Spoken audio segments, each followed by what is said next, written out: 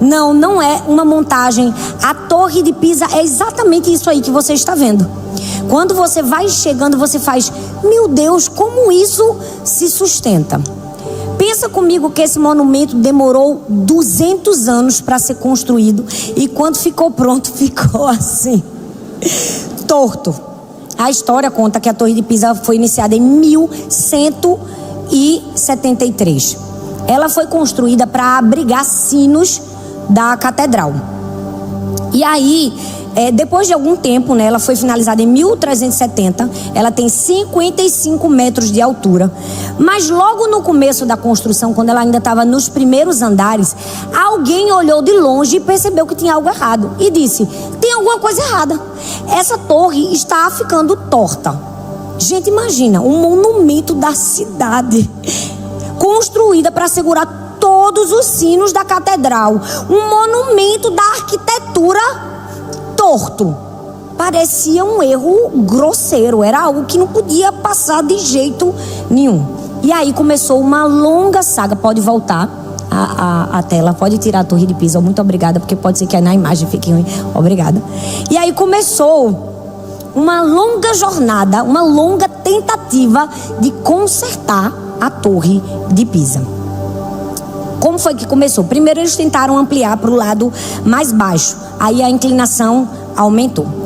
Depois, em 1838, essa obra que estava sendo feita para consertar a Torre de Pisa atingiu um lençol freático. Piorou ainda o que já estava ruim. Inundou tudo e a situação ficou mais caótica ainda. E aí, em pleno século XX, Mussolini mandou fazer o quê? Mandou colocar cimento, concreto. Eu não sei vocês, mas eu também teria pensado nisso. Manda colocar cimento embaixo para ver se tem alguma coisa aí que sustente. E Mussolini mandou colocar cimento. Consertou? Não. Aconteceu alguma coisa? Mudou? Nada. Nada mudou. Só em 1990, presta bastante atenção, com a tecnologia super avançada, que foi possível fazer alguma coisa. Eles começaram com uma engenharia muito moderna, prenderam toda a torre com vários cabos de aço. E esses cabos de aço tinham uma distância de quase um quarteirão. Eles estavam ali suspensos com placas de chumbo que foram colocadas no lado oposto da inclinação, ou seja, para dar aquela puxada. Várias brocas poderosas. Enquanto isso acontecia, tiravam terra debaixo da base, do lado que tinha que tirar. E aí, quando todos esses cabos foram soltos, os pesos foram retirados, o próprio peso da Torre de Pisa foi se readaptando e a inclinação reduziu, gente, em meio grau. Meio grau. Eles fizeram uma engenharia gigantesca e a inclinação melhorou, mas só foi meio grau. Parece pouco, não é? Continuou torta? Continuou. Mas aquilo que parecia muito pouco foi o suficiente para reabrir as visitas. E aí, em 2001, as visitas puderam ser reabertas. Percebe que não foram mudanças mirabolantes. Não foi o cimento que Mussolini tentou colocar na base. Foram mudanças pequenas, mas precisas, que foram feitas para que houvesse uma inclinação, que mesmo leve permitiu que a Torre de Pisa fosse aberta ao público. Eu não sei se você sabe, mas desde o início da construção dessa torre tão linda e especial que a gente viu aqui, tem aí um período de 8 séculos. Gente, é muito tempo. É muito tempo. 8 séculos de uma torre que está no mesmo lugar até hoje, como diz aqui no Nordeste, troncha, torta. 8 séculos. Agora, você quer o mais interessante de tudo?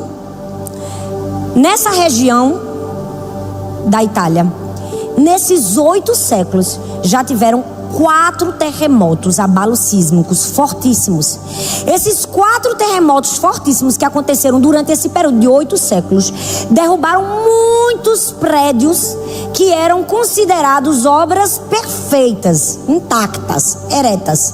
mas não derrubou a Torre de Pisa, que estava torta e que tinha 8 séculos. Aí os estudiosos foram tentar descobrir. E um estudioso da Universidade de Roma descobriu por quê. Porque o solo onde está a Torre de Pisa é tão macio que essa maciez fez a torre inclinar.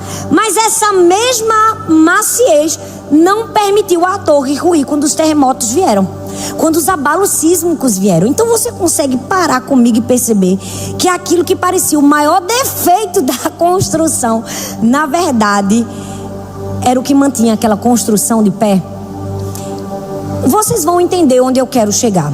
E calma, eu não estou prometendo que você vai chegar aqui, porque tem gente que está dizendo assim: estou sentindo que a pastora disse que não vai ter mais nenhuma inclinação na minha vida, que onde eu estou torto, o homenzinho torto vai sair. Não, eu não estou prometendo isso para você. Eu comecei com essa história porque eu acredito que essa é um viés muito honesto daquilo que eu quero ensinar para você hoje. Provavelmente todo mundo aqui chegou com uma versão em que se via um pouco torta, nem que fosse meio grau. E alguém tentou endireitar você. Alguém tentou fazer você ser de outro jeito, porque aquela sua versão meio torta não agradava, não era bonita aos olhos, não parecia uma arquitetura exuberante. E aí você pensa, meio grau somente, mas meio grau que me incomoda. Preste atenção. Eu não estou falando que você vai estar isenta de reformas. Não, muito pelo contrário. Não estou falando que seus erros devem ser ignorados, porque Deus me fez como uma torre de Pisa, inclinada para um lado. Não, não é isso que eu estou querendo ensinar para você. Muito pelo contrário. Vocês sabem que se tem alguém aqui que te ensina que se você pode e deve, se você pode, você deve melhorar. Toda hora eu fico aqui, mulher, nós estamos em uma eterna construção. Todos os dias nós estamos em reforma. Todos os dias nós estamos sendo ensinadas, corrigidas, até chegar ao padrão que Deus quer para a nossa vida. Mas o que é que eu preciso dizer? Que com algumas mudanças precisas, intencionais, no tempo certo, na hora certa, aí sim, quando a gente se adequar ao projeto do arquiteto e do engenheiro que desenhou a obra, a gente vai poder abrir para visitas. E talvez você esteja aqui pensando: pastora, tem muita coisa que precisa acontecer na minha vida para que eu seja uma obra em que as pessoas podem visitar. Pois bem, é para isso que você está aqui. Vira para a mulher que está do seu lado e fala: é para isso que você veio. Fala: é para isso que você está assistindo. Porque a gente veio aqui para melhorar. Amém, minha gente? Porque nós queremos ser uma mulher melhor. E as escrituras, elas têm o fundamento, elas têm a base para nos ensinar a ser como o Pai desenhou, como o Pai quis originalmente. Então hoje eu quero compartilhar com vocês 3 princípios sobre identidade que são fundamentais para quem deseja viver uma vida realmente transformada e uma vida que é uma construção sólida, firme em Deus. O primeiro princípio é: conheça bem a planta antes de iniciar a obra.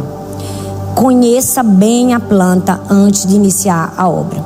Eu vou falar, experiência é um negócio que nada na vida dá a gente que não seja os nossos próprios erros, verdade ou não? Olha, a gente pode estudar, a gente pode ler, a gente pode assistir, a gente pode se encher de informação, mas a informação, ou seja, a sabedoria que vem da experiência, não vem dos livros. Quer ver? Eu tenho certeza que todo mundo aqui em algum momento errou em algo na sua vida, que para você errar nisso de novo é difícil, porque a experiência te deu uma habilidade excepcional. E se tem algo que a experiência me deu em erros, é isso: não querer construir algo correndo, sem examinar bem a planta, sem planejar bem, porque depois o preço fica mais caro. Fica ou não fica? Eu tinha um professor de direito tributário na faculdade que ele dizia assim para mim: quem paga mal, para todos os alunos na verdade, mas eu guardei aquilo no coração, ele dizia assim, ó: quem paga mal, paga 2 vezes. E ele dizia isso direto: quem paga mal, paga 2 vezes. Toda aula ele dizia isso, e é uma grande verdade. Quando você vai fazer uma construção, se você não dá o tempo adequado do planejamento, depois que sobe as paredes, o arrependimento é maior. Verdade ou não? Eu já tive reformas que eu fiz besteira. Eu não sei vocês. Vamos construir rápido, vamos construir rápido. E aí depois a gente pensa assim, rapaz, se eu tivesse tido mais tempo para avaliar melhor esse projeto, eu não tinha colocado esse banheiro aqui, não é? Eu não tinha feito desse jeito. Agora a gente está com esse prejuízo por causa disso. Por quê? Porque é um princípio. Conheça bem a planta antes de iniciar a obra. E o que isso tem a ver com identidade, Thalita? Tem a ver. As escrituras têm um padrão.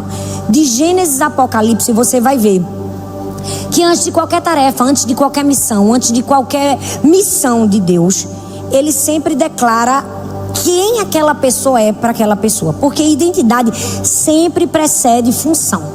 Identidade sempre vem antes do desempenho. Quem você é sempre é antes do que você faz. E entender isso na nossa vida é uma questão estrutural. Ou a gente entende, ou lá na frente a gente se arrepende. Então hoje nós vamos entender, amém?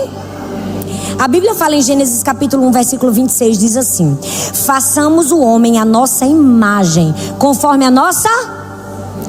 todo mundo já sabe decorado.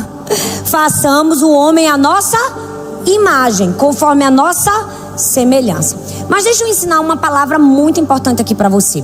Essa palavra imagem, no hebraico, é traduzida por tselem. Eu não sei falar muito bem, porque o português já é difícil. Imagina o hebraico e o grego. Mas a gente estuda. A gente busca o significado no original.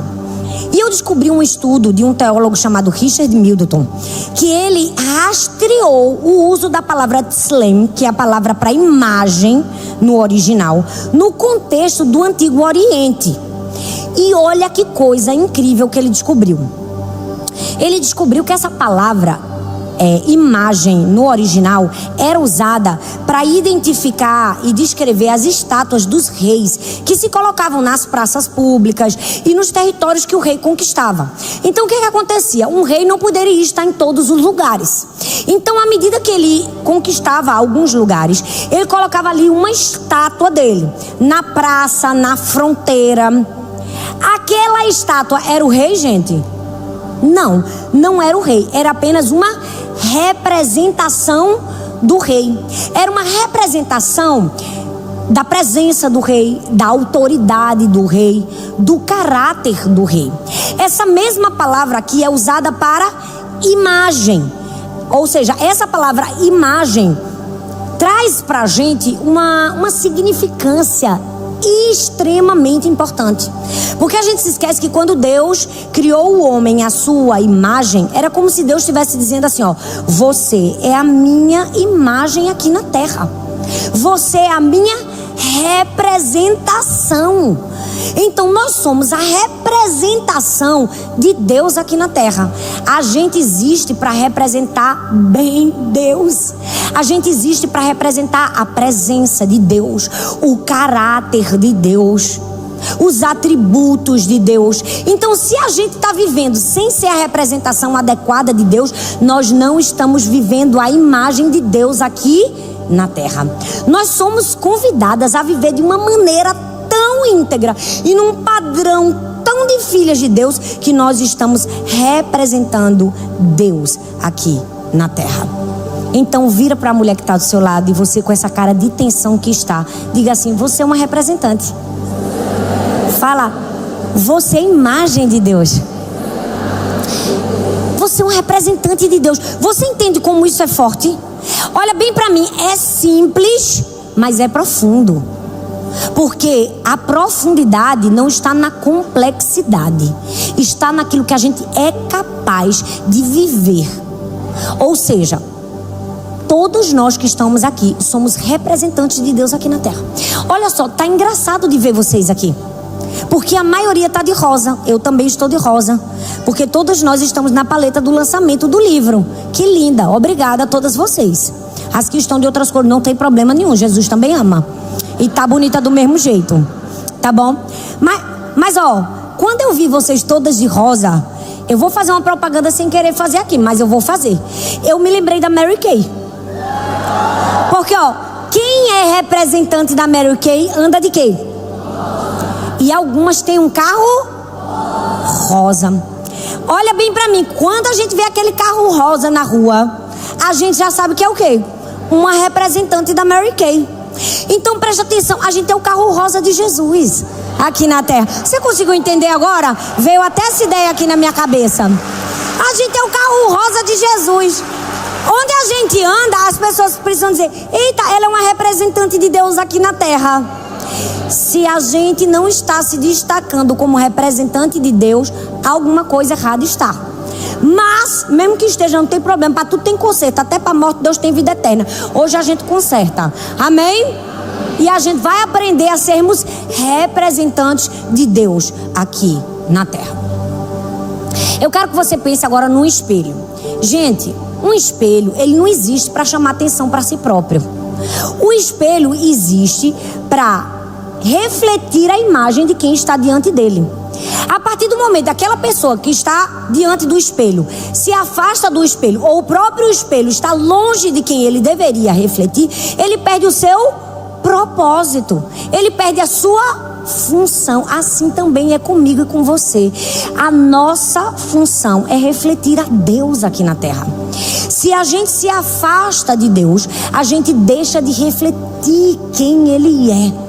Mas quando a gente se aproxima de Deus, a gente se torna o quê? Imagem de Deus aqui na terra.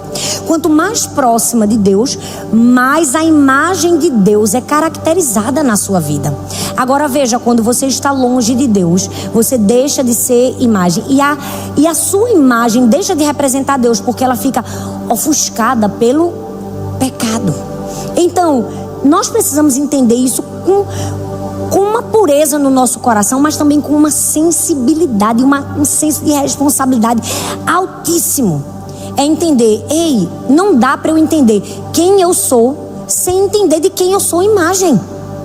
Não dá para eu saber quem você é, Thalita, sem saber de quem eu sou a imagem, entende? Identidade não é você olhar para dentro de si. Identidade é você olhar para o Criador. Identidade é você olhar para quem você é imagem. Então tem gente que erroneamente diz assim: eu preciso me conhecer para eu ser a minha melhor versão de mim mesma. Não, gente, nós precisamos conhecer o Criador para sermos a melhor versão da imagem que Ele quer que nós sejamos, para que nós sejamos excelentes representantes de Deus aqui na terra, para que a gente seja o carro rosa de Jesus, para que onde a gente passar, passou uma representante de Deus aqui na terra. A gente existe para refletir a Cristo. A gente não existe para refletir o nosso ego. A gente não existe para refletir a nossa glória, porque nem glória nós temos. A gente não existe para refletir o nosso brilho, é o brilho de Cristo em nós. A gente existe para refletir a Cristo, a Jesus, porque essa é a nossa função como imagem de Deus. Imagem de Deus. Aí o texto diz: façamos o homem a nossa imagem, conforme a nossa semelhança. Você entende que você é imagem, que você precisa refletir a Cristo. Mas agora eu quero seguir com você, e eu quero ir para Mateus capítulo 3. Esse é um momento que Jesus acaba de sair das águas do batismo. Então o Espírito desce sobre ele como pomba, e o texto diz: este é o meu filho amado, em quem me agrado, em quem eu tenho prazer. Outras versões: em quem eu me comprazo, em quem eu tenho alegria. Presta bastante atenção quando Deus fala essas palavras a respeito de Jesus. Jesus não tinha pregado um sermão sequer. Jesus não tinha curado uma pessoa sequer. Jesus não tinha feito nenhum milagre. Jesus não tinha confrontado os fariseus. Jesus não tinha tido uma retórica impecável. Não. Jesus não tinha feito absolutamente nada que fosse digno de se falar: olha só, eu me agrado do meu filho por tudo que ele faz. Então, quando Deus o Pai diz: esse é o meu filho em quem me agrado, ele estava dizendo em quem ele é, não no que ele faz.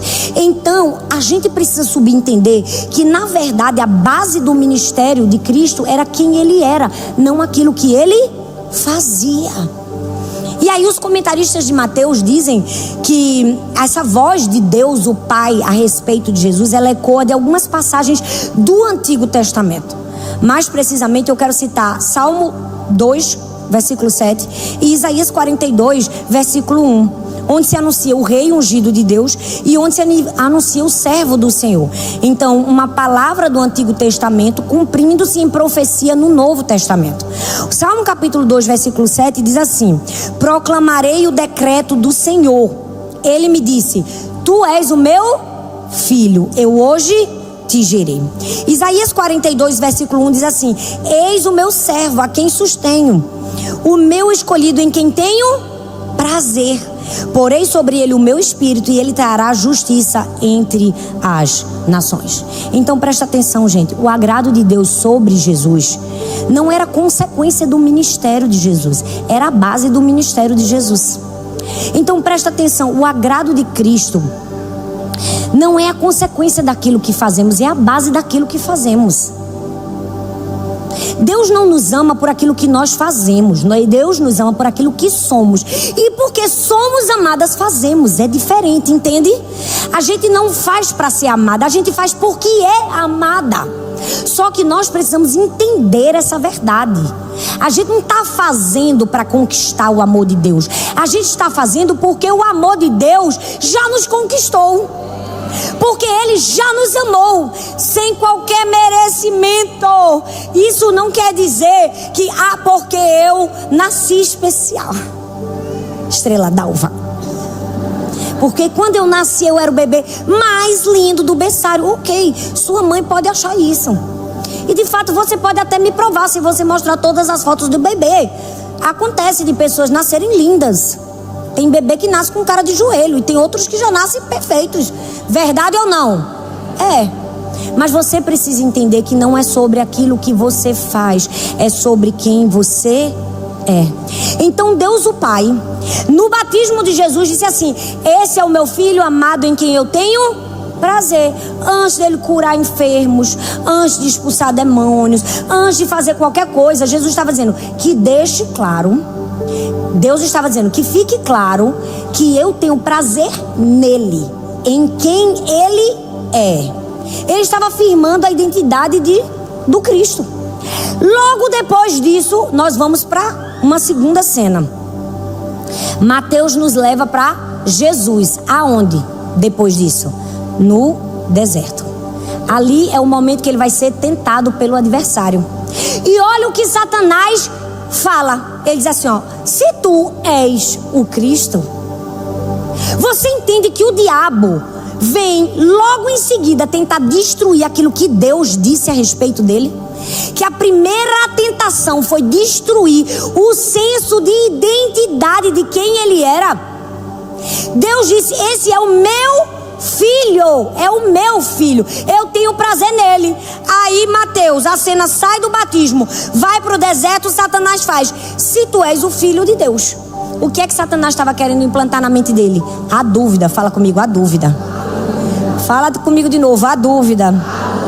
Ele sabia que a dúvida poderia desestabilizar tudo que viria depois.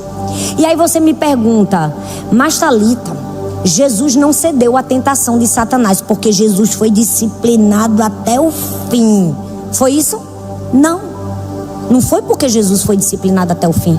Não foi porque Jesus se segurou para não transformar em pão. Não foi nada disso.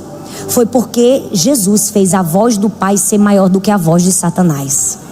Foi porque Jesus fez a declaração de Deus a respeito dele encontrar raízes profundas, de tal maneira que qualquer tentativa do diabo de obscurecer a verdade divina não desce em nada. E sabe qual é o maior problema da gente? O diabo, gente, o diabo nem criativo é. Ele nem muda tática. Ele faz a mesma coisa com a gente. Deus nos fala quem somos, nos traz verdades através da palavra de Deus. E aí o diabo vem para quê? Para distorcer.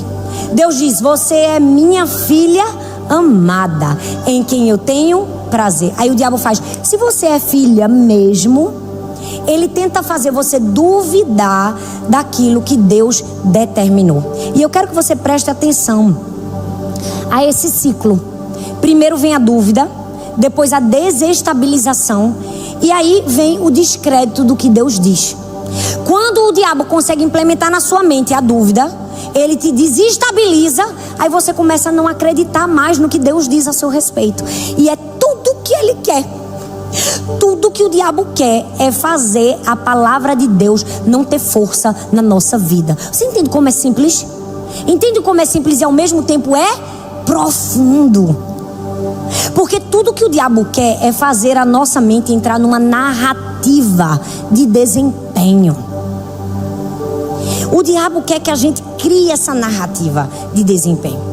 Tem um estudioso de uma universidade que ele passou muitas décadas estudando o que significa identidade narrativa. E ele começou a ensinar e a provar que a grande maioria das pessoas, elas tomavam para si a sua própria identidade em retrospectiva de sua história, daquilo que disseram sobre ela, das experiências que ela teve na vida, daquilo que ela viveu, das escolhas que ela fez. Então isso se torna uma identidade narrativa. Ela fica condicionada ao seu desempenho. E aí é que está o perigo. Por quê? Porque quando a sua identidade é a partir de uma história sobre o que você fez, e quando você não faz, ou quando você erra, o que é que acontece? Você precisa fazer uma revisão de desempenho. Quando sua identidade está baseada naquilo que você viveu, nas suas experiências e o que as outras pessoas falaram sobre você, quando a coisa fica ruim, você desacredita. E fica ou não fica? Fica. A mesma pessoa que hoje te aplaude, amanhã tá metendo pau em tu nas costas e tu nem sabe. Tem gente que diz: pastora, como você está linda. Amanhã vai ter alguém, ela tá meio apagada, né? Um rosa meio claro. Eu tô falando de uma forma leve, suave. Queria que todas as críticas fossem assim. Se fosse assim, eu dizia: pode ser verdade ou não. Mas você já percebeu que a gente não é unanimidade? Então nós precisamos ter muito cuidado, porque a Bíblia propõe exatamente o que a psicologia mostra pra gente como uma necessidade. A gente precisa ter uma identidade que ela existe antes de qualquer narrativa. Existe antes de qualquer história, e antes de qualquer história ou de sucesso ou de fracasso que a nossa mente pode projetar. Então nós precisamos entender, eu preciso entender que Deus tem palavras ao meu respeito, mas o diabo vai tentar me fazer desacreditar. Eu sou imagem de Deus, eu sou representante de Deus, e eu preciso conhecer bem o projeto, conhecer bem as escrituras, para que eu consiga ser de fato a imagem que eu preciso ser. Uma pessoa que tenta construir um projeto sem a planta, ela vai ser bem sucedida? Não, ela não sabe onde colocar o tijolo, ela não sabe onde colocar a ferragem. A planta é o guia. Então, gente, uma identidade construída pelo desempenho é uma construção sem projeto.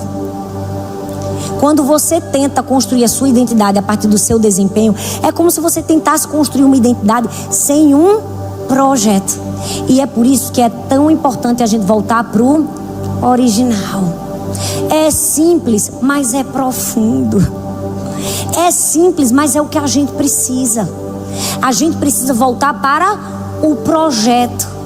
Qual foi o projeto de Deus para mim? Que eu fosse imagem dele, que eu fosse o carro rosa de Jesus aqui na terra, que eu seja uma boa representante dele. E para isso eu preciso conhecer o projeto. Mas eu também preciso, em segundo lugar, não pular a fundação. Por quê? Porque a fundação é parte importante depois do projeto. Porque a gente pensa assim: eu pego o projeto, eu vou construir. Não, tenha calma. Depois de uma obra pronta, quando as pessoas entram, o que é invisível aos olhos humanos é o mais importante da obra. E geralmente é o que a gente gasta mais dinheiro. A gente pensa que o dinheiro foi posto todo nessas paredes. Não, foi aqui de baixo. Foi o aterramento, foram as colunas, foram as vigas. Aquilo que tudo depois vai ficar escondido. E eu quero ler com você Tiago capítulo 1, versículo 23, do verso 24, que diz assim, ó: aquele que ouve a palavra, mas não põe em prática, fala comigo, não põe em prática. Sim, é semelhante a um homem que olha a sua face no espelho e depois de olhar para si mesmo, sai e logo esquece a sua aparência. A gente começou com o espelho, a gente vai com o espelho até o fim. Vocês estão entendendo onde eu quero chegar, sim ou não? Tiago diz, aquele que ouve a palavra, mas não coloca em prática, é como o quê? Um homem que se olha no espelho e depois de olhar para si mesmo, logo esquece a sua aparência. Presta atenção, Tiago está escrevendo aqui num contexto para uma comunidade cristã que conhecia a palavra. Não era gente ignorante, não eram pessoas que não conheciam a palavra. O problema que ele diagnosticou aqui não era ignorância, era dissociação. Era alguém que ouvia, recebia, mas saía igual. Já viu que tem gente que é assim? Gente, tem gente que eu fico assim, meu Deus, você está falando com a pessoa, ela ouve, mas se depois você perguntar, o que foi que eu falei? Ela não sabe dizer. Ou quando a pessoa termina de falar, ela sai e faz completamente diferente, porque ela não conseguiu compreender. Não é uma questão de ignorância, é uma questão de dissociação. E a metáfora que se usa aqui, ela é precisa demais para ser casual. Um espelho, novamente um espelho. Não sei se você sabe, mas no mundo do primeiro século, os espelhos não eram aquilo que a gente tem hoje na nossa casa. Todo mundo tem um espelho na sua casa, tem ou não tem? Tem. E geralmente os nossos espelhos são muito bons. Eles refletem praticamente 100% da realidade. Naquela época não era assim. Naquela época o espelho era parte de um objeto ou de bronze ou de cobre. Então um objeto muito polido que dava uma imagem, mas não era uma imagem pura. Não era uma imagem perfeita, era uma imagem distorcida. Porque o espelho que a gente tem hoje, eu não sei se você sabe, mas a gente fica assim, sabedoria do universo, quando a gente fica estudando para pregar. Eu descobri que o espelho é um vidro com uma folha de prata. Se tem alguém que trabalha com espelho e disser que é verdade, não é verdade, então foi a fonte que me disse que estava errado. Mas faz todo sentido, não? Um espelho com aquela folhinha assim, que faz a gente conseguir se enxergar. Pois bem, naquela época o espelho não era como hoje. A imagem existia, mas ela não era nítida, ela não era perfeita. Por isso que o apóstolo Paulo, em 1 Coríntios 13, ele diz assim: hoje vemos no espelho obscurecido. Por quê? Porque não dava a dimensão real, não refletia a imagem perfeita. Então o que Tiago está dizendo aqui? Ele está dizendo assim, ó, você olha para uma superfície que já não te dá uma imagem perfeita. Você está olhando para um espelho que já não dá uma imagem perfeita. Aí você olha, não retém o que você viu e você se esquece. E aí o que acontece? A imprecisão do que você viu, somado ao fato de você ter esquecido, não faz você saber quem você é. O que Tiago estava dizendo assim era: você tem um espelho diante de você. Esse espelho não dá a imagem perfeita, porque não é um espelho 2026. É o espelho da sua casa? Não. Era um espelho que não dava uma imagem real.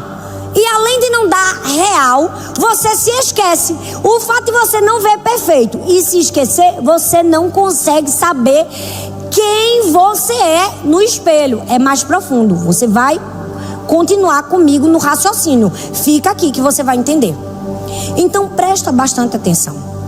O que Tiago descreve é algo muito perturbador. É como se a pessoa olhasse, visse, fosse embora e simplesmente esquecesse. Mas essa palavra de se esquecer no original não quer aquele esquecimento da gente, não, gente. Não é aquele esquecimento involuntário dos hormônios que estão deixando a gente burra. Ou só sou eu que estou ficando? Porque eu tenho percebido que a idade deixa a gente um pouco mais lenta. Doutora Thalita está aqui, ela pode me explicar esse fenômeno. Porque eu tô começando a perceber isso. Eu falo, gente, quando eu tinha 20 anos, o meu cérebro era uma máquina. Eu podia ler uma página inteira, eu decorava em pouco tempo. Com o tempo, o cérebro da gente vai ficando um pouco mais... Verdade ou não? O esquecimento aqui não é esse esquecimento da gente, não. Da perimenopausa, da menopausa, não que eu esteja. Mas eu já soube que dá. Verdade ou não? Vocês estão dizendo verdade, mas ninguém sabe, que aqui ninguém é médico. Mas eu acredito em vocês. Eu não estou falando do esquecimento, da vida agitada, da correria, que a gente tem tanta coisa na cabeça que a gente termina esquecendo. Não estou falando desse esquecimento. A palavra aqui usada no original é um ato de negligenciar ativamente. Presta atenção que vocês vão entender onde eu quero chegar. Tiago está dizendo aqui que esse esquecimento da pessoa que se olhou no espelho não foi acidental. Foi alguém que negligenciou ativamente. Ele deixou de lado aquilo que um dia ele recebeu. Não foi uma amnésia involuntária, foi um abandono. Então presta atenção. O que isso quer dizer, Thalita? Eu ainda não entendi. Eu vou desenhar para você. Tiago está dizendo que muitos, o problema de não saber quem são, de não compreender sua verdadeira identidade, não é falta de informação. Não é porque não tiveram acesso ao espelho. É porque tiveram acesso e abandonaram a presença. São as pessoas que tiveram acesso à revelação da palavra de Deus, mas saíram da frente do espelho. Então o espelho já não conseguia revelar a imagem. Então presta atenção, muitas pessoas são confusas a respeito de quem são de fato. Por quê? Porque substituíram o espelho de Deus pelo que o ambiente ao redor devolveu.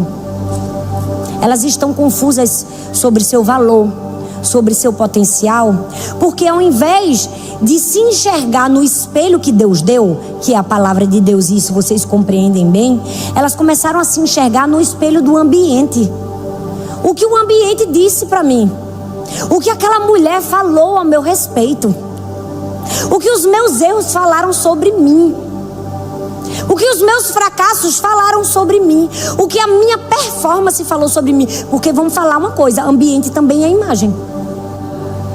Ambiente também é uma imagem. O seu erro é uma imagem para você de quem você é. O que as palavras das pessoas dizem também é uma imagem para você. Sabe qual é o problema? A gente permanece muito tempo olhando para o espelho do ambiente e pouco tempo olhando o espelho da palavra de Deus. Por isso que a Bíblia fala que a gente precisa... Vou beber água.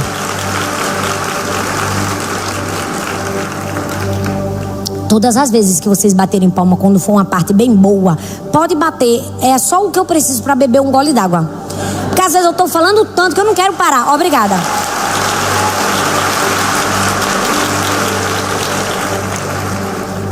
Gente, é por isso que a palavra de Deus, ela pede para mim e para você que a gente pare. Olha bem para mim. Que a gente contemple. Que a gente medite o suficiente para que o espelho da palavra de Deus, desça profundo. Para que o espelho da palavra de Deus seja muito maior do que qualquer espelho que o ambiente ao nosso redor fala. Tiago, quando ele está dizendo aqui, ele não diz assim, olha, a solução para tudo isso é você ouvir mais. Ele diz isso, aqui é que está o X da questão. Porque tem gente que diz assim, não estou entendendo nada. Porque eu leio a Bíblia todo dia, mas mesmo assim, ainda o que as pessoas falam me tira do sério. Eu leio a Bíblia. Eu sei que eu sou filha, que eu sou amada, que eu tenho um valor. Mas eu ainda vivo como alguém que tem que ficar provando o valor o tempo todo. Não tem gente que é assim? Ela tem informação. Ter a informação é diferente. Tem gente que tem informação da identidade. Eu sei que eu sou filha e que sou amada. Mas tem gente que sabe que é filha, que é amada, mas vive tentando provar o valor pro marido, pras amigas, no trabalho. Ela vive querendo agradar todo mundo para que as pessoas vejam valor nela, porque ela ainda não recebeu o amor de Deus e desfrutou o amor de Deus. Ela só conhece. ela só tem a informação. E é por isso que a gente precisa fazer o quê? Mergulhar no espelho da palavra de Deus. Contemplar, parar, pensar. E qual é a resposta depois disso tudo? Só isso? Não, a gente precisa praticar. Porque Tiago não diz assim, ó, você precisa ouvir mais. Coloque no som do seu carro um podcast da Bíblia e fica ouvindo 3 horas até entrar. Não é isso não, gente, que vai fazer a gente conseguir desfrutar nossa verdadeira identidade. Não é isso. O texto diz o quê? A palavra no grego é poites, que significa fazedor. Aquele que pratica o que recebeu. Aquele que recebeu a revelação e pratica. A prática é o que ancora a imagem. Ou seja, é aquilo que impede a imagem. Presta atenção, vou falar de novo para você entender melhor. Eu vou desenhar. Você pegou a Bíblia. A Bíblia é o espelho da sua identidade. Você leu a Bíblia. Ela revela a imagem que você precisa ser. Sim ou não? Sim. Mas tem gente que conheceu, virou e esqueceu. E o que Tiago está dizendo assim pra gente? É que a gente não pode ser assim. A gente precisa ficar o tempo suficiente, não para esquecer, mas a gente precisa praticar. Ó, volta pro texto. Ele diz assim, ó, logo esquece a sua aparência porque não põe em prática. Isso significa o quê? Significa que eu preciso praticar a palavra de Deus. Porque os espelhos do mundo são bem mais barulhentos do que, muitas vezes, o espelho da palavra de Deus. Sabe por quê, gente? Porque tem feedback em tempo real. Vou explicar pra você. Presta atenção. Toda hora tem uma imagem que alguém tá mandando de volta pra você. Você leu a Bíblia de manhã, você meditou, você tá cheio da palavra. Você vai pro seu trabalho e encontra uma processada que ainda não leu os meus livros nenhum, não assistiu nunca nenhuma pregação, não fez nada. Aí o que é que ela faz? Ela manda uma imagem pra você. Mas ela manda só ela? Não, gente. Tudo ao mesmo tempo, de forma rápida, 24 horas por dia, passando imagens pra você. E aí você termina se esquecendo da imagem mais importante que você leu de manhã. Por quê? Porque você não praticou. Porque o que é que faz? É você praticar. Então a pergunta não é, você já se olhou pela palavra de Deus? A pergunta é, você ainda sabe quem você é ou você já se esqueceu? A pergunta não é, você já se olhou pela palavra de Deus hoje? É, você já olhou e ainda sabe quem é ou você já se esqueceu? Porque não olhou com a prática que deveria olhar.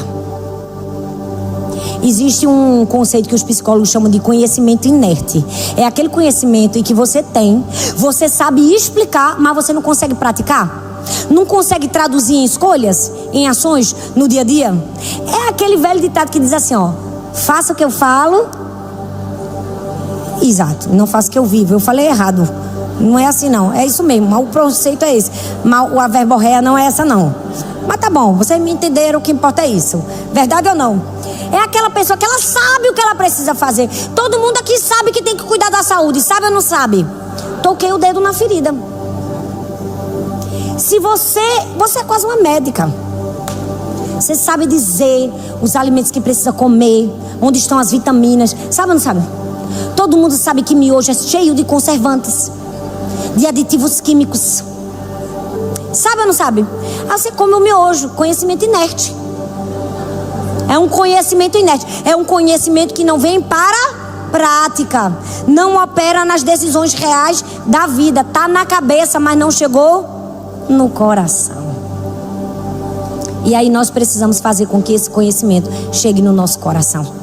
Que a gente entenda que a gente é amado incondicionalmente por Deus, mas a que a gente viva praticando esse amor. Que a gente não fique correndo atrás de migalhas das pessoas. Tem mulher que vive correndo atrás de migalha de atenção dos outros. Eu falo, mulher, tu já é amada por Deus, para que tá feio. Não é? Para de querer ser o centro do universo. Aí eu sei que eu sou, não sabe. A pior pessoa que não conhece sua identidade é a que acha que conhece.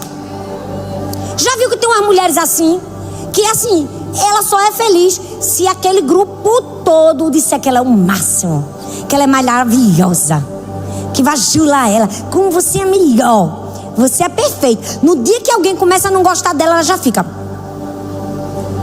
Ela vai fazer um montinho para que todas as bajuladoras convençam ela do contrário, ou então derrubem ela. Gente, isso é o dorama da vida real. Por que eu tô falando isso? Porque ontem eu vi minha irmã assistindo um dorama. Veja, já peguei a ideia do dorama de ontem. Veio aqui na minha cabeça do nada. Era a história de uma menina que odiava outra menina. E aí ela fazia todos. Ela manipulava todos ao redor para destruir a menina que ela não gostava. Qualquer semelhança não é mera coincidência com a nossa vida. Por quê? Porque é uma pessoa que desconhece o verdadeiro valor. Então ela vive para receber o valor das outras pessoas. Olha só, Martin Lloyd-Jones, que foi um grande pregador e teólogo galês do século XX, ele disse algo tremendo. Ele disse assim, ó: toda infelicidade e instabilidade espiritual na vida cristã são frequentemente resultados do fracasso de perceber a grandeza do evangelho. Não é de saber, é de perceber. É de deixar que a realidade de Cristo chegue pra gente com o devido peso que deveria chegar. Então a gente precisa saber quem nós somos, não por causa do que Cristo fez, daquilo que a gente vai receber, mas para entender quem nós somos de fato, de verdade. Porque tem gente que diz assim: eu quero ser salvo só para eu ir pro céu. Rapaz, só para isso. Não, eu preciso aceitar Jesus só para eu não ir pro inferno. Não, é para você desfrutar da sua filiação aqui na terra. Então você precisa trazer para o seu coração as verdades de Deus. Você precisa fundamentar. Olha bem para mim, você precisa conhecer o plano do arquiteto. O plano tá onde, gente? Não me decepciona não, gente. Ai, sangue de Cristo, agora eu fiquei com medo, eu tava quase indo embora. Depois dessa aula que eu dei pra vocês, o plano original de Deus, o projeto arquitetônico da nossa vida tá onde? A gente medita e estuda, porque a Bíblia é o quê? É o nosso espelho, pelo qual a gente vai refletir a imagem de Cristo. Então a gente conhece o plano, mas a gente fundamenta bem o terreno antes da construção.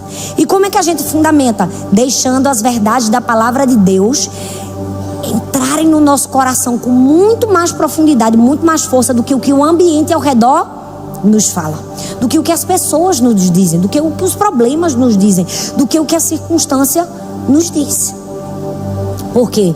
Porque a gente precisa entender que a nossa identidade precisa chegar num nível de convicção operante. Presta atenção, Martin Lloyd-Jones dizia isso: a nossa identidade precisa chegar num nível de convicção operante. Você não pode dizer assim: eu sou filha de Deus. Isso aí é pouco para você. Não. Você precisa ter uma convicção operante. Você tem: eu sou filha de Deus e ajo como uma filha de Deus. Não é assim, se encolher num lugar: ai, não era para eu estar aqui. Porque você se encolheu por causa do medo, da insegurança. Você não está desfrutando da convicção operante de que você é filha de Deus. Que se Deus reservou aquele lugar para você, você pode estar naquele lugar. Entende que existe uma diferença de ter uma informação e ter uma convicção operante? É de agir como uma filha de Deus, de agir como alguém que tem uma identidade. Aí a gente fala do projeto, fala da base, fala da estrutura. E eu poderia falar de toda a construção, mas não dá mais tempo. E vocês vão me dar, eu não sei nem quanto tempo eu tô. Eu já perdi todo o meu tempo aqui. Eu tô toda perturbada aqui, misericórdia. Tá ali no relógio 27 graus. Para que eu quero saber os graus, minha gente? Eu quero saber as horas. Porque ninguém que me dá o meu tempo. Esse negócio de começar o culto na hora errada. Não é? Qual a hora que a gente começou? Foi 6, não foi? É 6, 7 para 7, 7 para 8. Eu faltei essa aula de matemática. Na lógica é 8. É, tá bom. Mas tá tranquilo. A gente vai chegar lá. Vou até beber um copo d'água.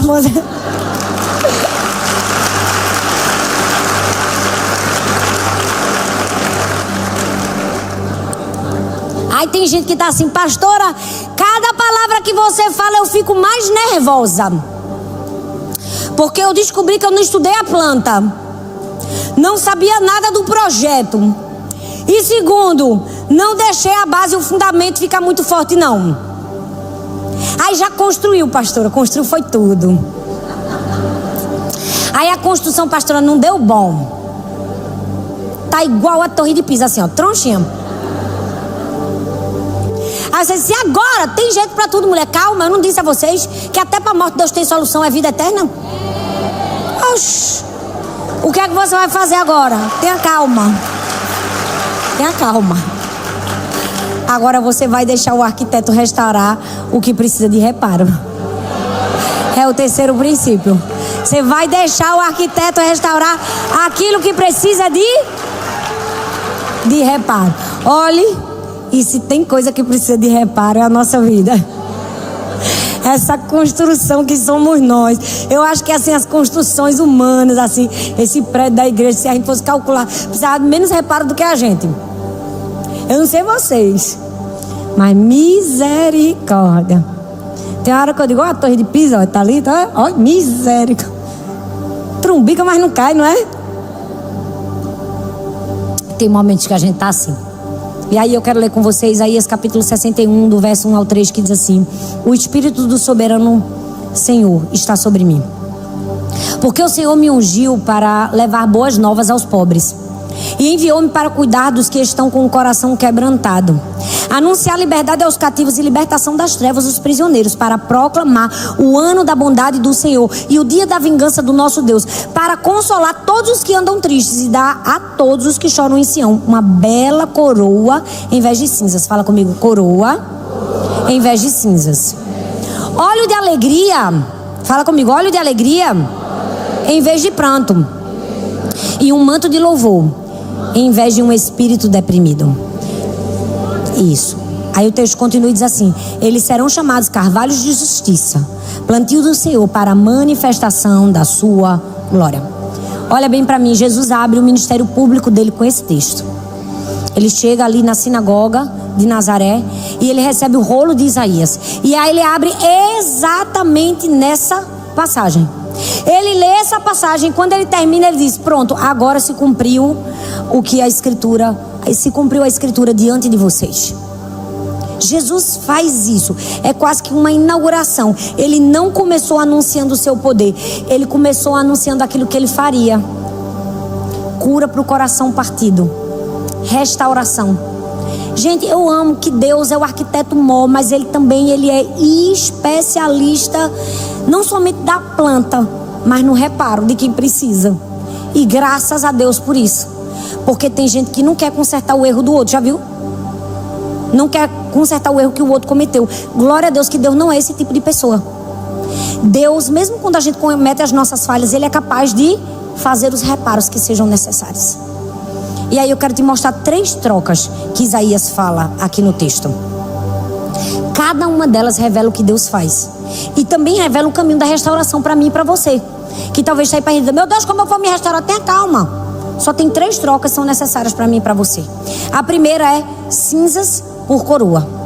No contexto do antigo Israel, se dizia que quem tinha cinzas na cabeça era um sinal de luto, de dor. Então ele colocava cinzas na sua cabeça para mostrar como ele estava internamente, o seu coração destruído. Aquelas cinzas eram um símbolo de destruição.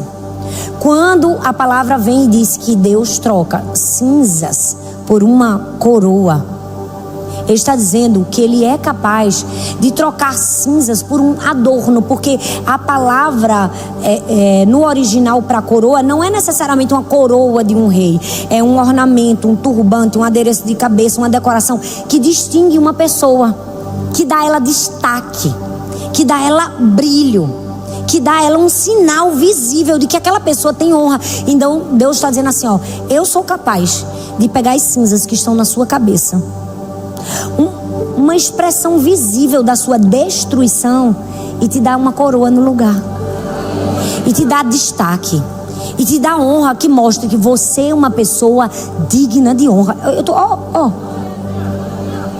Só Deus pode fazer isso. Só Deus pode pegar alguém que está completamente destruído, com cinzas na cabeça, representando como está a sua alma, como está completamente destruído, e Deus está dizendo assim: eu removo a cinza e no lugar eu coloco uma coroa de destaque, para que as pessoas possam ver que eu sou capaz. Eu sou capaz de restaurar aquilo que parecia que seria impossível de restaurar. Mas a pergunta para mim e para você hoje é: quais são as cinzas que a gente está carregando, que a gente ainda não entregou para Deus, para receber de volta uma coroa? Porque essa coroa vem de resultado de um encontro com Deus. Ele troca cinzas por coroa, depois ele troca pranto por óleo de alegria. E esse óleo de alegria aqui é uma imagem retirada das festas antigas de Israel. Sempre que se tinha um motivo de celebração, se tinha óleo de alegria. Então ele estava dizendo assim: se tem uma razão para celebrar, tem um óleo de alegria. O que é isso? Deus está dizendo que a gente deve calar o choro no momento do choro? Não, ele está dizendo assim: ó, vai ter um momento que você vai chorar, mas depois vai vir um momento que vai ter um óleo de alegria sobre você. E esse óleo de alegria vem depois que a gente chora. Porque se você ler o texto, ele diz assim, ó: os que choram em Sião. O óleo vem para quem chorou antes, porque antes veio o lamento. Então, gente, Deus não oferece óleo de alegria para quem está fingindo que não chorou. Olha, fingimento não cola com Deus não, tá, gente? Eu não sei se, assim, uma coisa tão elementar, né? Mas de vez em quando a gente tem que falar, porque cola com muita gente. Tem gente que finge que é uma beleza. Tem gente que você olha: menina, que mulher de Deus. Aquilo ali é uma naja que só Jesus sabe. Tem gente que finge que eu nunca vi. E hoje nós somos a sociedade do fingimento. Tem gente que é indisciplinada na hora do culto. Basta o fotógrafo chegar. Eu falo: criatura, tu estava nesse instante no celular, mexendo no WhatsApp. Porque toda pessoa que mexe no WhatsApp, no Instagram ou qualquer outra coisa, na hora da palavra Senhor, o que é que faz? Fica a dica. Verdade ou não? É. Aí chega o fotógrafo, e no fim do culto ainda vai na mídia: eu queria aquela minha foto, e posta. Olhem para mim como eu sou consagrada. Gente, fingimento não coloca o Deus não, tá? Não coloca o Deus não. Então, mulher, vai verdadeira para Deus. Ele vai te dar um óleo de alegria quando tu chega verdadeira. Chora mesmo, chora. O que tem de chorar, chora. Porque vem o lamento e depois vem o óleo de alegria. É uma armadilha religiosa substituir o lamento pela fé. Porque tem gente que assim, o religioso diz assim, ó: não chore, o Senhor é a tua alegria, a tua força. A pessoa está passando a pior dor da vida. Vem a criatura enviada, sabe lá da onde, que eu não vou dizer o lugar, para dizer para você: não chore. Não, gente. Tem momentos que a gente vai chorar, e depois do nosso lamento a gente vai receber óleo de alegria. Óleo de alegria. Porque só Deus troca cinza por coroa, choro por óleo de alegria, e por fim, último lugar, espírito desanimado. Calma que eu não terminei não. Hoje eu estou empolgada. Espírito desanimado por manto de louvor. Aqui desanimado, a palavra é a ideia. Olha bem, gente, essa palavra é forte. É simples, mas é profunda. Porque o profundo não é complexo. Tem gente que tá dizendo: foi complexo para mim, pastora. Foi não, mulher. Eu fiz tão direitinho, eu desenhei. Presta atenção. Olha o que significa a tradução do original dessa palavra desanimado. Significa, olha para aqui, algo apagado, escurecido, sem brilho. Tem gente que diz: sou eu, pastora, sou eu. Tem gente que tá assim, apagado, escurecido, sem brilho. Uma imagem de uma chama que foi se reduzindo até apagar. Um espírito que perdeu a chama que tinha. Olha que coisa linda, gente. A Bíblia diz que Deus é capaz de trocar esse espírito dessa chama que está se apagando, perdendo o brilho, perdendo a força, e dar a essa pessoa um manto de louvor. Mas calma que eu vou explicar melhor o que significa isso. Mas pode glorificar. Glória a Deus. Glória a Deus. Glória a Deus. Manto de louvor em Isaías aqui é uma roupa de cobertura. É um manto, o nome já diz manto. O manto faz o quê? Ele envolve, ele cobre. Então a ideia é que o louvor não é apenas um estado emocional interno, não, gente. É algo que envolve a pessoa por fora, que muda ela também por fora. Entendeu? Então Deus disse assim, ó, tu tá sem brilho, apagada aqui, ó, te cubro com um manto de louvor que muda a sua feição. Muda, ó, muda quem você é por fora. Sabe por quê, gente? Por que eu me emociono? Porque só Deus pode fazer isso pra gente. Se você já chegou num lugar, e certamente você pode ter chegado, que nada faz isso por você. Você já esteve num lugar que um filho não traz de volta seu brilho, sua alegria. O marido não traz.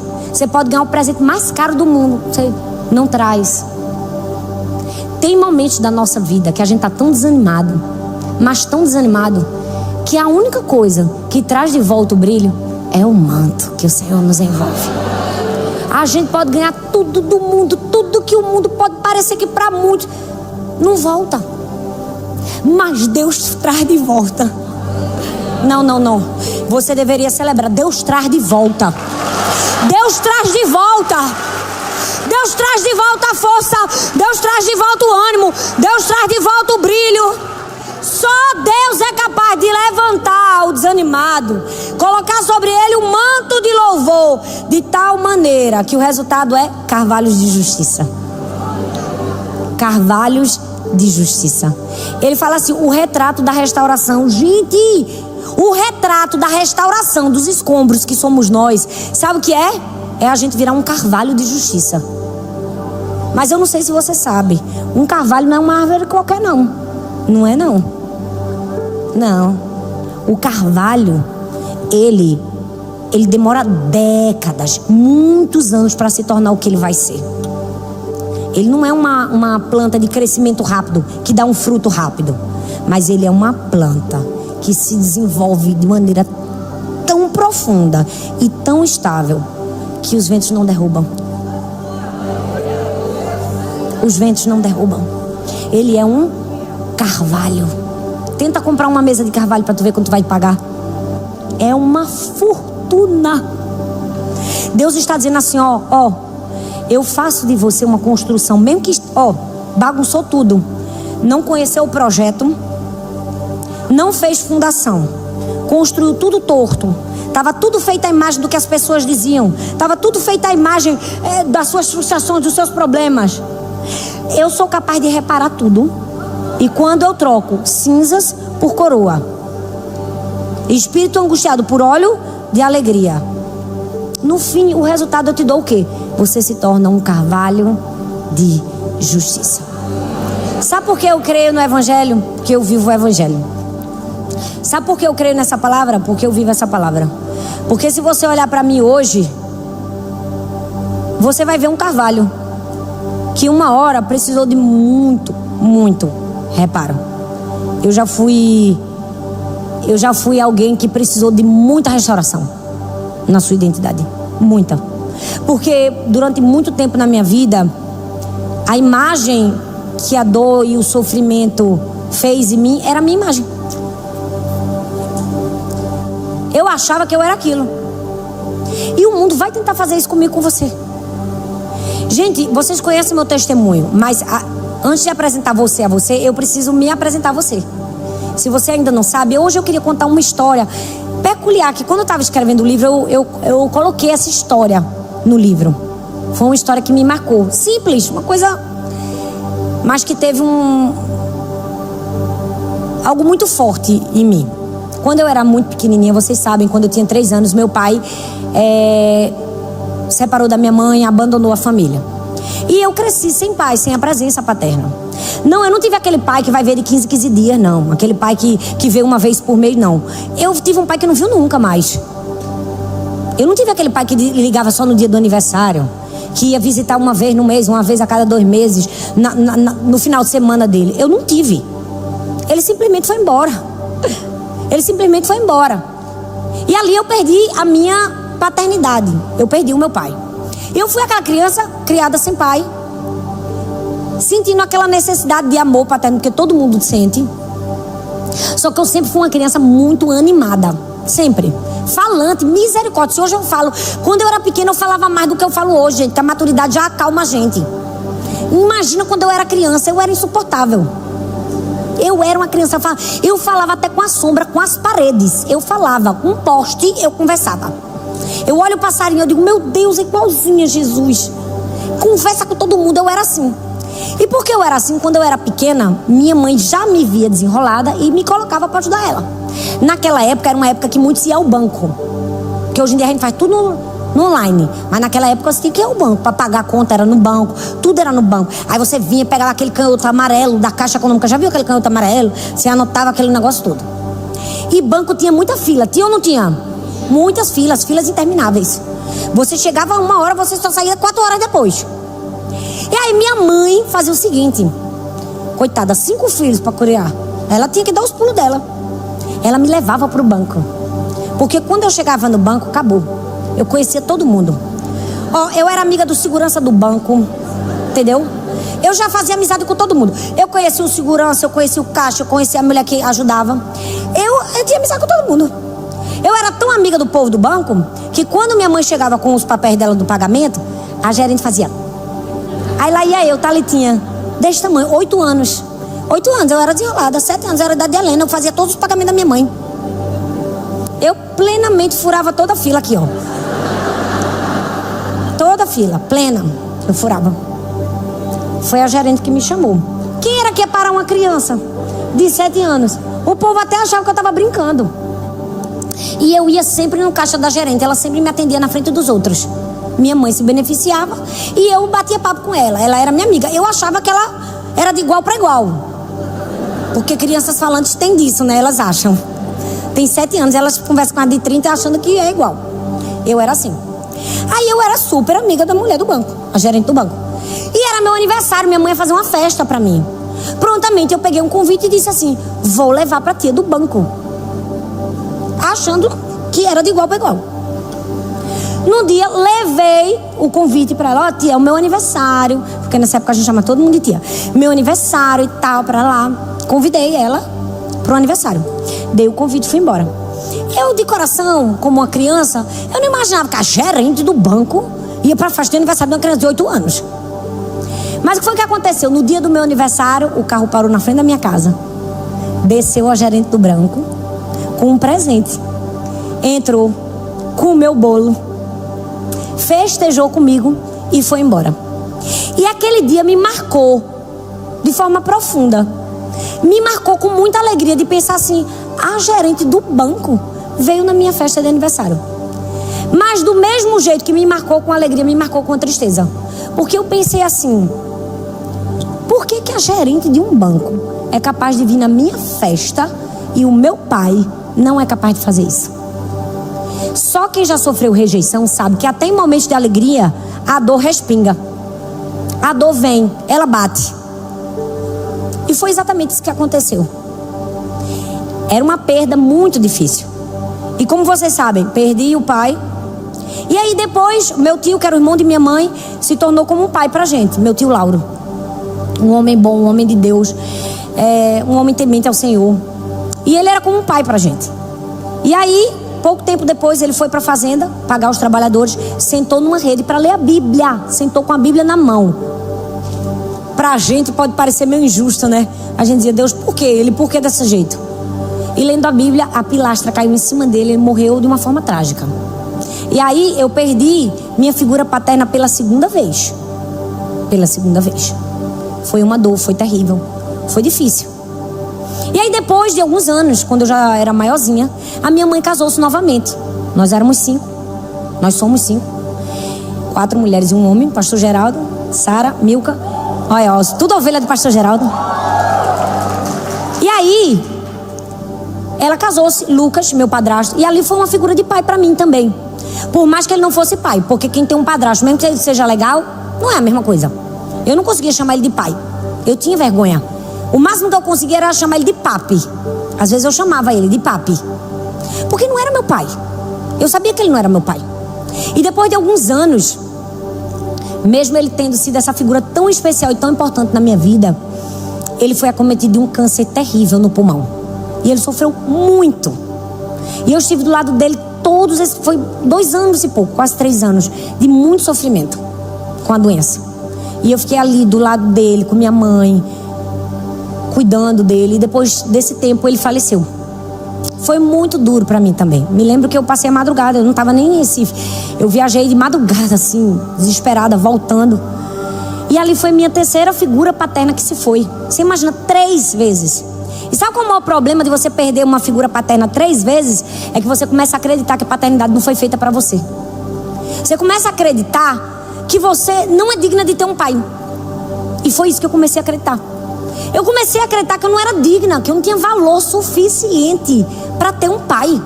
Porque todos que chegavam iam embora. E aí, a minha vida continuou. Eu cresci, como vocês sabem. Me casei, fiz tudo certinho. Tentei ser aquela filha direitinha, boa, obediente. Casei no caminho do Senhor, casei com Arthur. Maravilhoso. E aí, fiquei grávida da minha primeira filha, como vocês já sabem. Do testemunho, a grande maioria, quem não sabe, está ouvindo aqui. E aí, com o nascimento, na hora que minha filha foi, né, que eu fui ter neném, que a minha bolsa estourou, eu descobri que ela tinha vários problemas, né, várias más formações congênitas.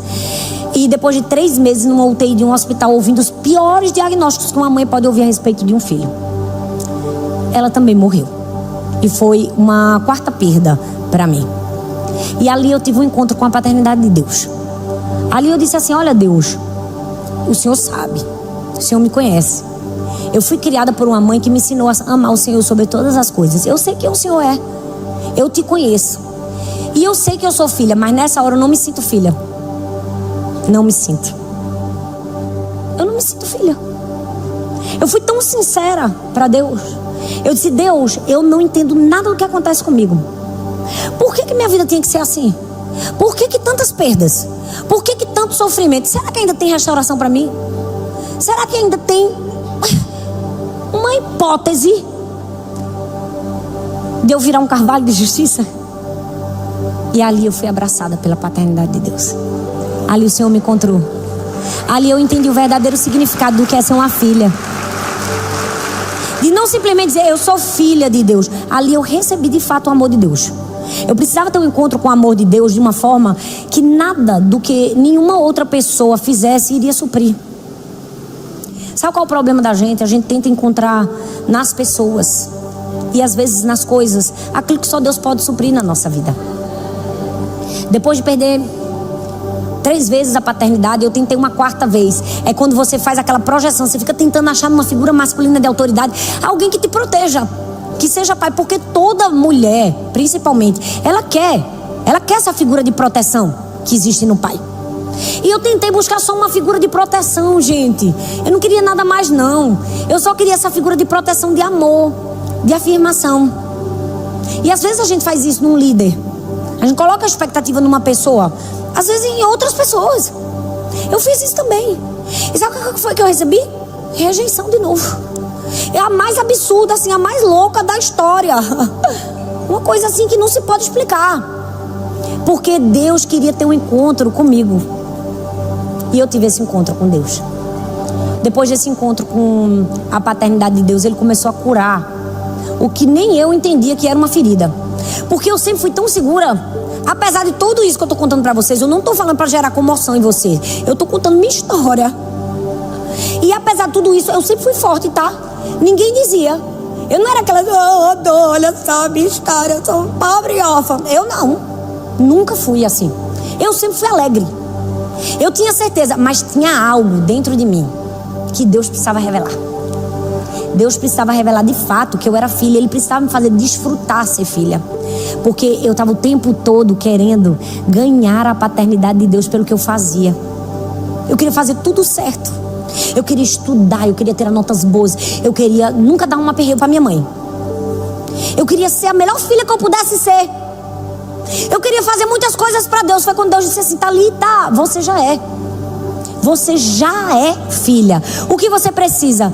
Fazer o conhecimento virar base, fundamento no seu coração. Você precisa fazer o espelho da palavra de Deus ser mais forte do que o espelho da dor. Tem gente, o seu espelho não sei qual foi. O meu foi do sofrimento. Talvez o seu foi o das pessoas, dos problemas. O meu foi o do sofrimento. O sofrimento tentou me dar uma imagem de quem eu era, que só Deus podia mudar. E aí Deus mudou. E foi mudando. E cada dia um pouco mais. E cada momento mais uma revelação. E Ele foi me mostrando o que é ser filha. Ele foi dizendo assim, você até hoje não entendeu que você é filha. Só porque teu pai te deixou. Porque teu tio morreu, porque teu padrasto. Eu nunca deixei de ser seu pai. Eu sou seu pai. Eu sou o pai que nunca foi embora.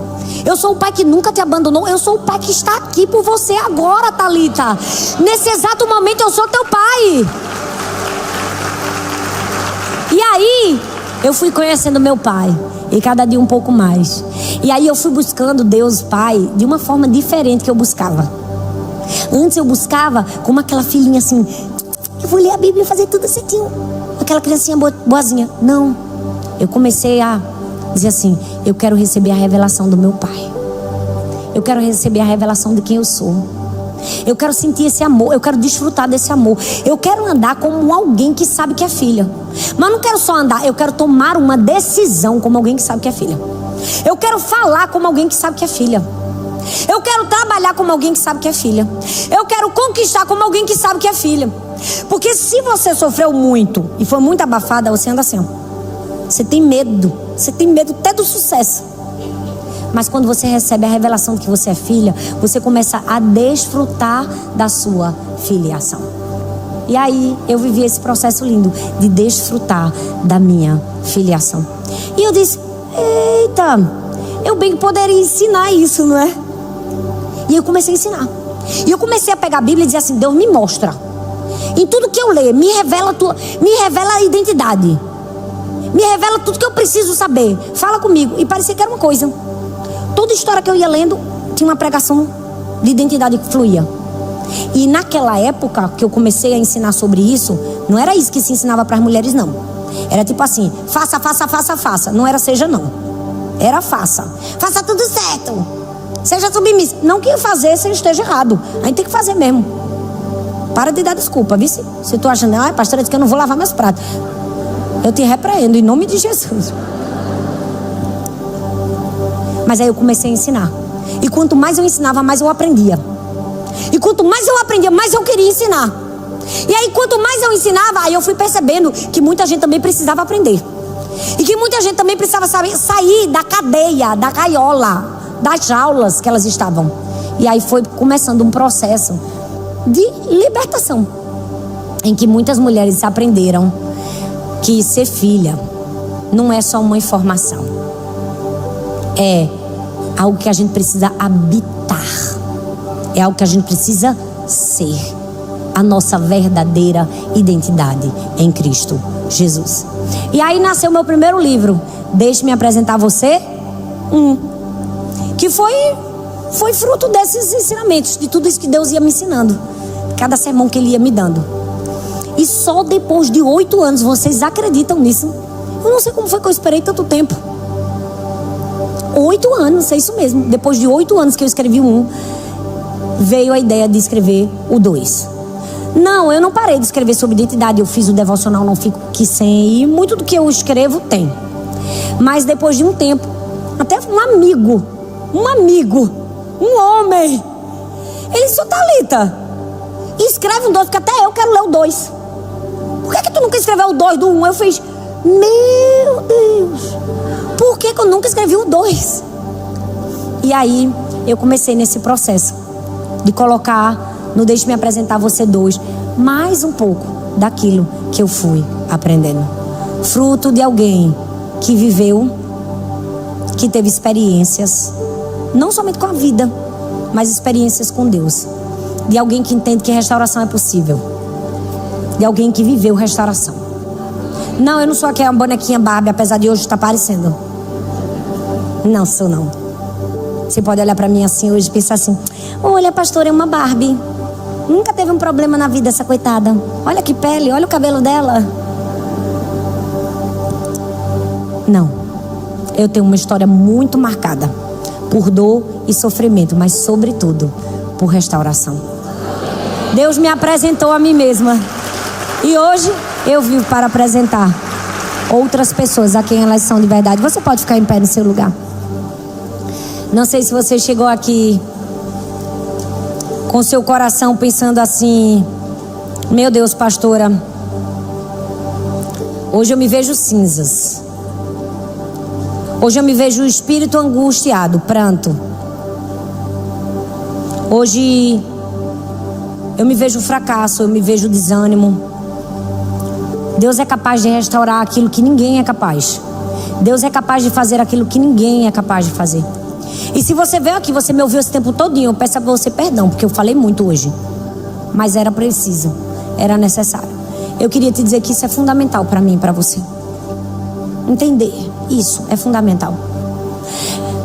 Confesso que nessa jornada de 8 anos ensinando sobre isso, fui muito atacada e criticada por pessoas que pensavam que falar sobre isso era vão, era fútil, porque elas não tinham dimensão. Elas achavam que era assim: olhe para as suas qualidades, encontre em você. Nunca foi sobre isso. Foi sobre olhar para o espelho verdadeiro, para que a partir disso tudo na nossa vida passe a funcionar. Quando você não sabe quem você é em Deus, vai ser difícil funcionar nas suas habilidades, na sua família, como esposa, como mãe, como filha, como irmã, como amiga, como colega de trabalho, como pastora. Quando você não tem certeza de que você é amada, qualquer crítica derruba você, coloca você no chão. Até os seus erros vão te derrubar, se você não souber que o amor de Deus é maior. E às vezes você precisa dar ouvidos e fazer a voz de Deus ser muito maior do que as vozes das outras pessoas. Então hoje eu quero que, se eu posso, que eu seja um instrumento da voz de Deus hoje para você aqui. Que você não escute a voz do medo, que você não escute a voz da insegurança, que você não escute a voz do fracasso, que você não escute a voz dos problemas, que você não escute a voz das frustrações, que você não escute a voz das dores do caminho, mas que você escute a voz de Deus, a voz que cura, a voz que restaura, que troca cinzas e nos dá uma coroa no lugar. Troca um espírito angustiado e um pranto por óleo de alegria, que troca o desânimo por um manto de louvor que te reveste de brilho. Feche seus olhos e comece a falar com seu pai.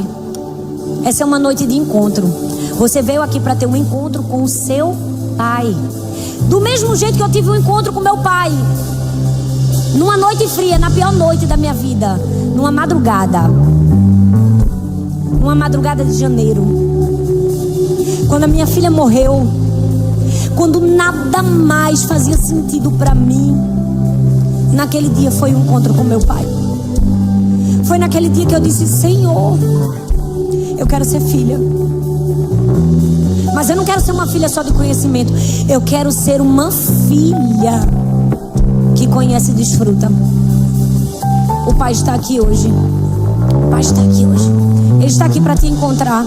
Ele está aqui dizendo: filha, eu marquei um encontro com você, porque eu quero sedimentar no seu coração as minhas verdades muito mais forte e muito mais profunda do que as mentiras do diabo. Tudo que Deus disser a seu respeito, o maligno, o adversário, ele vai tentar distorcer, ele vai tentar te fazer duvidar. Hoje você precisa se agarrar à voz do seu pai. Então, se você pode aí no seu lugar, em pé, sentada, ajoelhada, eu não sei como você se sente mais à vontade.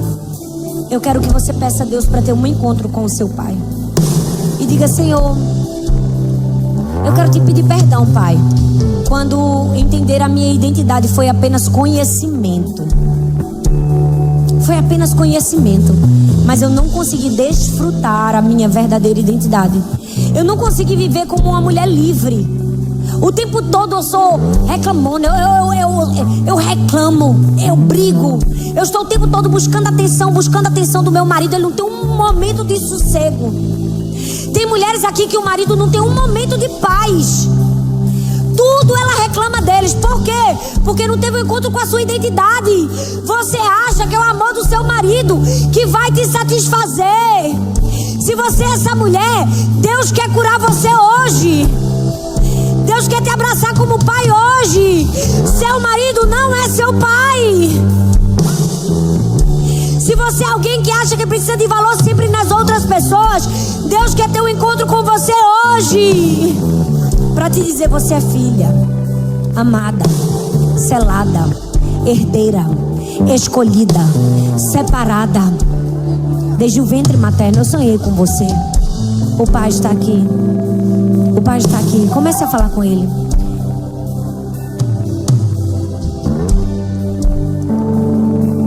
Enquanto o louvor canta: Pai, Pai, eu quero que você sinta o amor e o abraço de Deus, o Pai. Eu quero que você tenha um encontro com a sua verdadeira identidade aqui. Eu quero que você comece a lembrar de histórias como eu lembrei. Como eu lembrei daquela mulher do banco. Algo que era para ser uma alegria, para mim foi uma tristeza. Eu quero que você comece aí no seu lugar a dizer: Senhor, eu andei errante muito tempo, eu não consegui enxergar, mas hoje, Deus, me faz receber minha filiação, me faz me apropriar das suas verdades. Meus problemas transformou minha tristeza e mudou minha vida inteira. Me vestiu com roupas novas, pôs azeite. Deixa o Pai te tocar. Não, você não precisa se desesperar, você não precisa gritar. O encontro com o Pai às vezes é silencioso.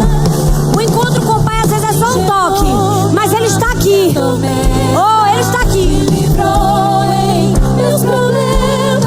Ele está aqui. Ele está aqui. Ele está tocando você.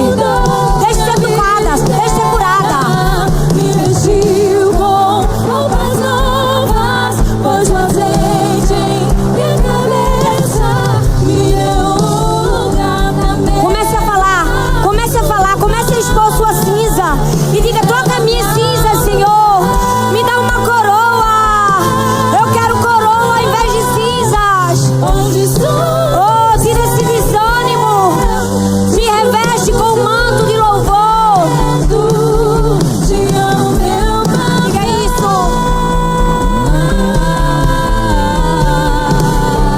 E eu dependo desse amor. E sem ti eu sei que morro. Me enxergou. Diga isso, me enxergou. Ah, se você foi encontrada, diga isso: eu fui encontrada, eu fui achada. Transforma, Senhor, transforma o luto, oh, transforma cinzas, troca cinzas por coroa hoje, Senhor. Um manto de alegria, um óleo de alegria. Oh, toca agora, Espírito Santo. Me enxergou na minha tormenta, me livrou em meus problemas, transformou minha tristeza e mudou minha vida. Você pode celebrar que Ele fez isso. Você pode dizer: me vestiu com. Abra sua boca e comece a celebrar com sua voz. Diga isso: Ele pôs azeite em minha cabeça. Um lugar na mesa, o meu Pai. Leva-nos, Senhor. Leva-nos a esse lugar. Leva-nos a esse lugar agora, Senhor. Onde só você despertamos o momento. Te amo, meu papai. Seja curada agora. Seja curada agora na sua identidade. E eu dependo desse amor.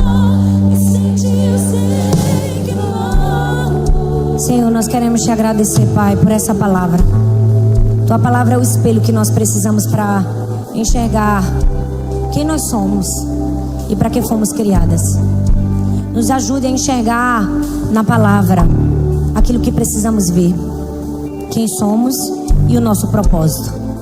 Nos perdoe, Senhor, quando os nossos olhos contemplaram demais os problemas, as dores, as aflições, as frustrações, as circunstâncias, e não nos deixaram ver a nossa verdadeira identidade. Que a partir de hoje nós possamos mergulhar ainda mais profundo em quem somos através de Ti, para vivermos com alegria, para vivermos com paz, para vivermos a plenitude de quem sabe quem é em Cristo. Levante aqui mulheres que serão restauradas, reparadas, dia após dia, dia após dia, semana após semana, ano após ano, até se tornar uma construção pronta para visita. Pronta para visita, porque foi encontrada pelo arquiteto original. Nós te oramos, Senhor, e nós te agradecemos, em o nome de Jesus. Amém, amém e amém. Você pode aplaudir o arquiteto que não erra, o melhor do mundo.